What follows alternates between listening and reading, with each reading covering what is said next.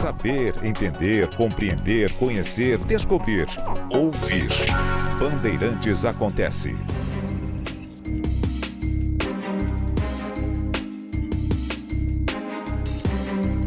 De fato, o Haddad estava muito otimista quando falou em 0,75, que essa era a expectativa do mercado.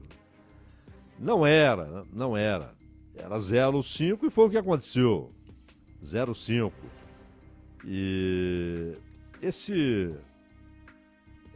essa decisão do Copom em relação à taxa básica de juros, ela, por um lado, mostra que tudo vai ser feito com muita timidez, com muito cuidado, com muitos cálculos, tanto que 4 diretores votaram numa redução de 0,25, queriam uma redução de apenas 0,25 ponto percentual.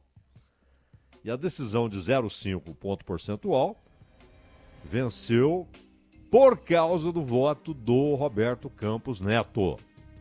O voto dele foi decisivo, chegou um empate, 4-4, pá, ele votou por 0,5. E fez muito bem. Isso mostra, primeiro, né, que o problema não é o Roberto Campos, né, alguma ideia que ele tem de atrapalhar a economia, tal, essas teses conspiratórias, né?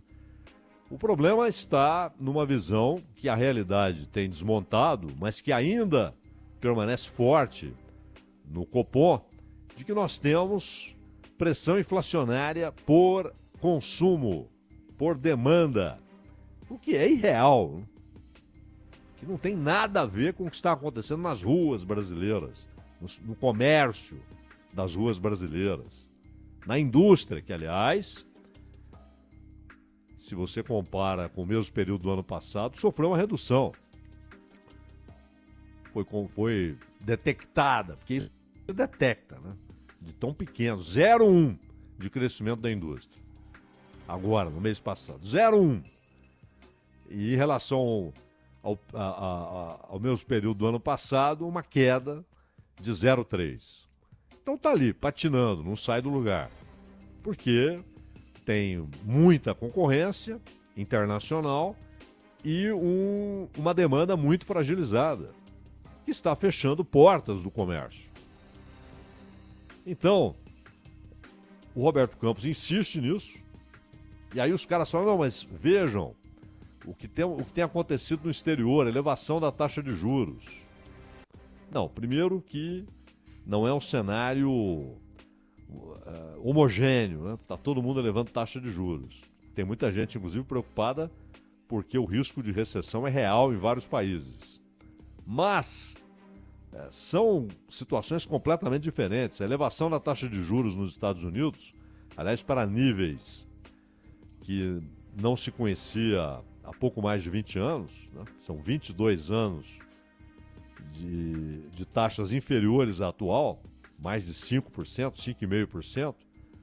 Porém, lá você tem uma demanda aquecida, muito por causa da distribuição de dinheiro durante a pandemia, né? Uma distribuição demagógica que claramente teria esse resultado, provocaria aquecimento da demanda, uma demanda já naturalmente muito forte. Então, o instrumento que eles têm, diante de uma inflação produzida, e que agora está já sob controle, mas produzida por aquecimento da demanda, é elevar a taxa de juros. No Brasil, não. Faz sentido para o banco, porque o depósito do banco privado, banco particular, esse banco da esquina, o depósito do banco no Banco Central é remunerado pela Selic. Então, poxa vida, 13,75 é uma taxa atraente para os bancos. Então isso reduz, por quê? Porque você tem a garantia. É completamente sólido o negócio. Não há nenhuma possibilidade de um calote. Então, sujeito à decisão da direção do banco de colocar ali com remuneração de 13,75. E claro, todo o capital que vai para para financiar o governo, para dar crédito ao governo, para comprar papéis do governo ou para depósito no Banco Central, ele é retirado, ele é removido do crédito privado, do crédito que circula na sociedade, que fica à disposição das pessoas. Então, para os bancos era uma remuneração boa, atraente. Agora, de qualquer maneira, 5-4 mostra que ainda há muita gente preocupada no Banco Central com pressões inflacionárias. E aí, eles alegam que há situações externas que não são controláveis e que podem ter impacto inflacionário. Claro! Mas sinto informá-los que essa é uma situação permanente, é um risco permanente. Situações incontroláveis lá de fora. O Brasil não tem qualquer influência sobre essas situações. Não poderá evitá-las, não poderá contorná-las, não poderá resolver os problemas. Ninguém pode. E você tem de lidar com as consequências. Isso é natural. Isso é natural. Você não pode, por causa desses riscos, ignorar o que está acontecendo na economia brasileira. Assim como o Banco Central dos Estados Unidos, o Banco Central do Brasil tem duas atribuições elementares: o controle do valor da moeda, garantir o valor da moeda, ou seja, o combate à inflação, garantir o poder aquisitivo da moeda, portanto, combate à inflação, e ter também como referência o nível de emprego. E também, aí já é uma derivação dessa segunda meta, que é o nível médio de salário, o nível médio de renda. Porque se você tem a preocupação, que é claro, todos os bancos centrais do mundo têm essa mesma preocupação, de adotar medidas com o objetivo de garantir ou lutar para que a moeda não sofra perda no seu valor de compra. Lutar para manter o valor de compra da moeda. Enfrentar a inflação. Todos os bancos centrais do mundo têm essa atribuição. Isso é claro. E é fundamental que tenham. A inflação, ela é destrutiva. A inflação, quando sai do controle, ela arrasa inicialmente, principalmente com os mais pobres, com os trabalhadores, que perdem poder de compra, que passam a ter um salário real cada vez menor. Não importa o nominal, nominal vira marca de fantasia, importa o valor real, o que ele compra com o salário, o que ele adquire com o salário, o que ele paga com o salário. E quem pode se protege, compra moeda forte, não é? Compra dólar, compra euro, compra qualquer moeda que vai se manter estável e, portanto, se valorizará em relação ao real por causa da inflação. Busca investimentos que garantam a reposição da inflação mais um ganho real, sem risco, sem problema, sem burocracia, sem imposto, muitas vezes. Essa é a parada, para quem pode se proteger. A maioria não pode. A maioria vive de salário ou de ganhos eventuais em reais, estão recebendo uma moeda que vale cada vez menos. Então a inflação, ela é devastadora. Claro que o Banco Central tem de enfrentar a inflação. Porém, quando você tem processos inflacionários que não são provocados por aquecimento da demanda, porque a demanda está maior do que a oferta, não adianta elevar a taxa de juros. Isso não vai fazer cócega na causa real da inflação. E também quando há desequilíbrio entre oferta e procura, porém, provocada esse desequilíbrio por um declínio acentuado da oferta. E aí o problema é outro. Ontem conversava com o Ronald a respeito do pacote que a China anunciou para incremento da economia.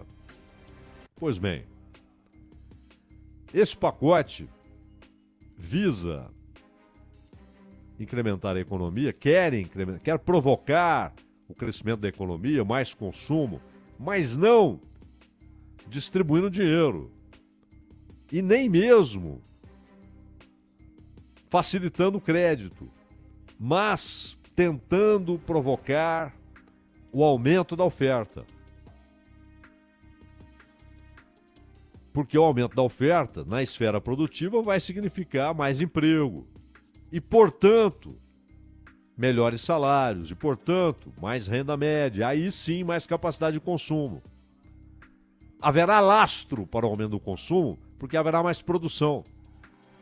Qualquer aumento do consumo que não tenha como lastro o aumento real da renda, porque houve aumento real da produção, ele vai provocar problemas. Foi o que aconteceu em 2008.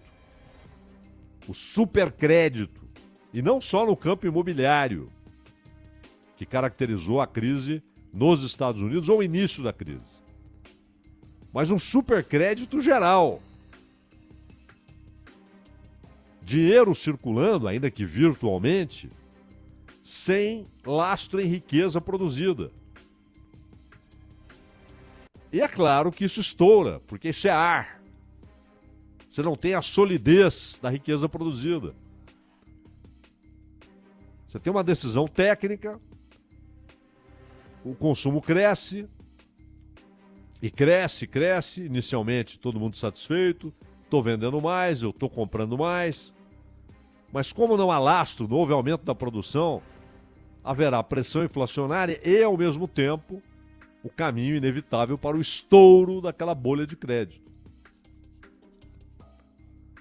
Por isso, a ideia de aumentar a oferta é essencial. Bom, como é que você aumenta a oferta? Com investimento na produção. Juros altos são inimigos do investimento produtivo. São inimigos. Eles atraem o capital para investimentos não produtivos, que não geram emprego, e, ao mesmo tempo, desaquecem o consumo. Você não tem incentivo para a oferta, você desaquece o consumo, porém, no caso brasileiro, significa achatar o consumo, porque ele já era baixo para as necessidades da economia brasileira, para a demanda por emprego que todos os anos cresce no Brasil.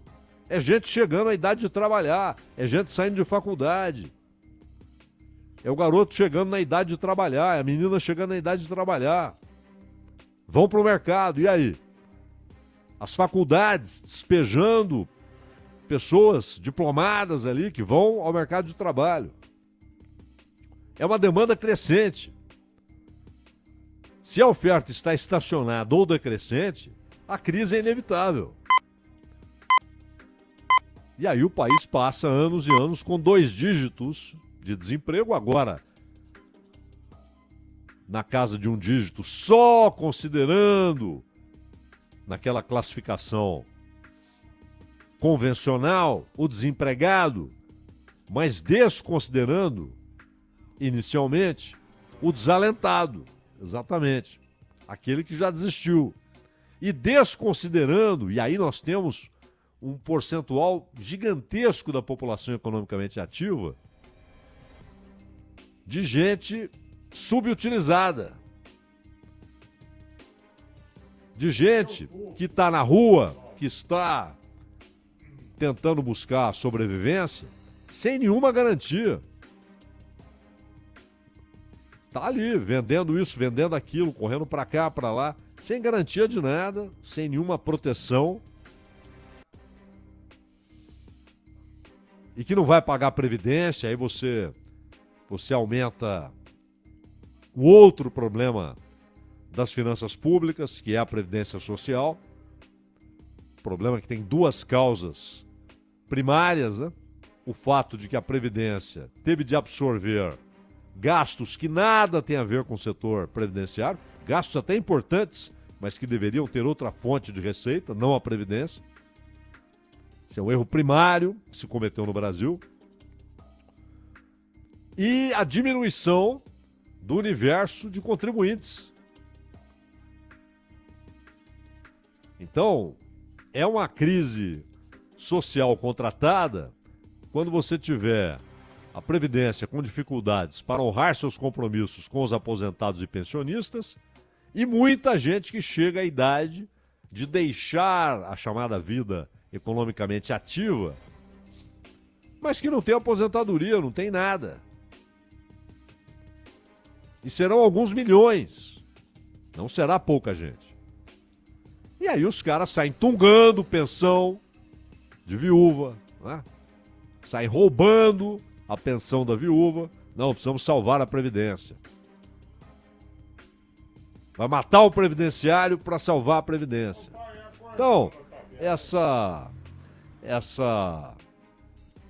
história, ela tem muitas causas, né? Muitas causas. É uma gênese ampla.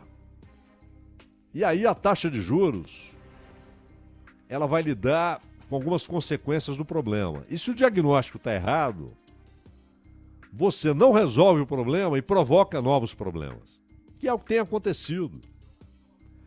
Nesse ritmo, podemos até ficar abaixo de 12% na Selic no final deste ano. Não é? Então, porque haverá ainda 3 reuniões do Copom. Então é possível até ficar abaixo de 12. Agora, o próprio Haddad falou ontem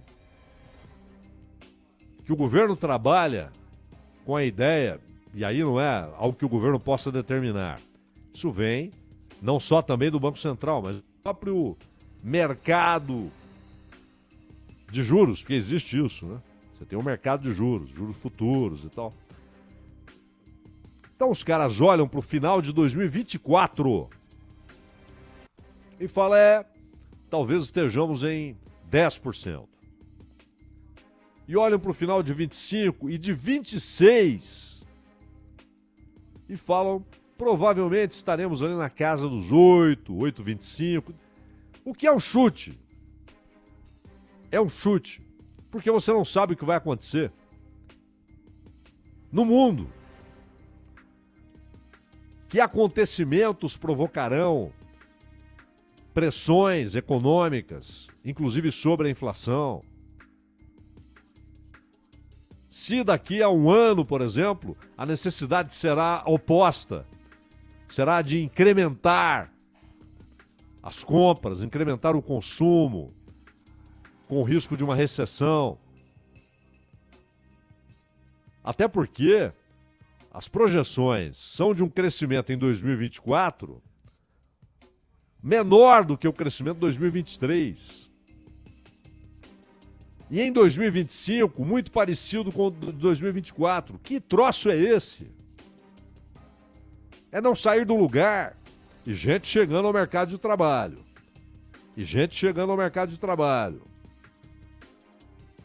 E mais demanda por trabalho, por renda. E investidores que olham esses números e falam, vou reduzir em 50% aqui o que eu estava pensando em investir, porque se o crescimento for esse o ano que vem, 1,5%, 1,3%.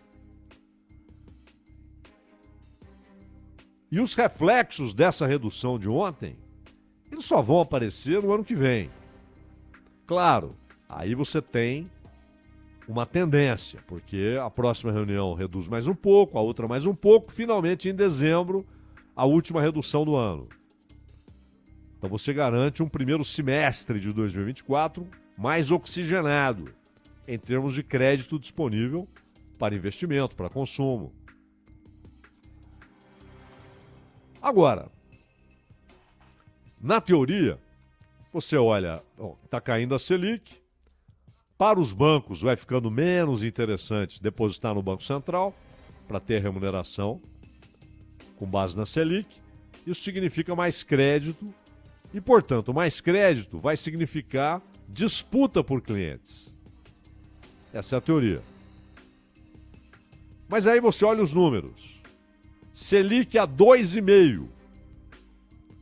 Taxa de juros 400% no cartão de crédito. Estava 434. Aí subiu para 447, rotativo.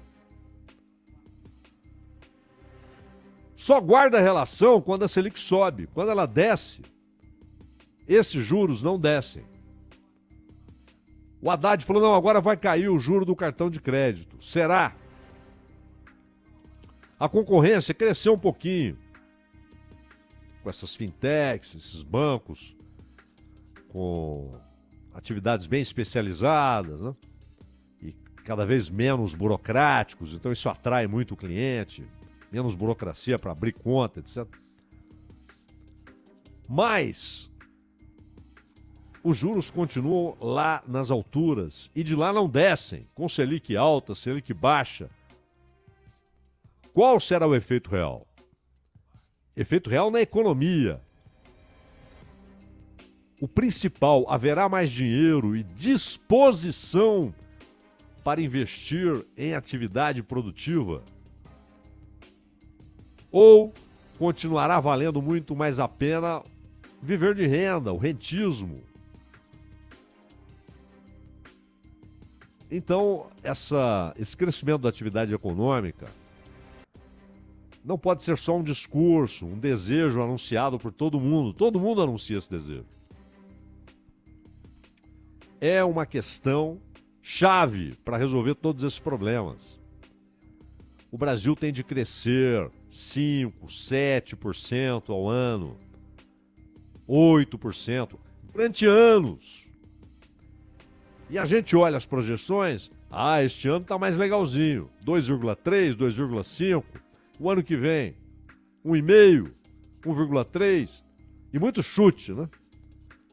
Muito chute. Porque você não sabe usar... Isso aqui é o seguinte, se o cenário não se modificar, se tudo continuar como está, deve acontecer isso. É isso que eles chamam de projeção. Só que é difícil que as coisas continuem como estão.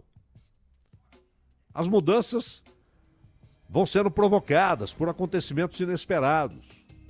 E cada vez mais, um acontecimento na Ásia, na Oceania, na África, na Europa, tem impacto direto na economia do mundo inteiro.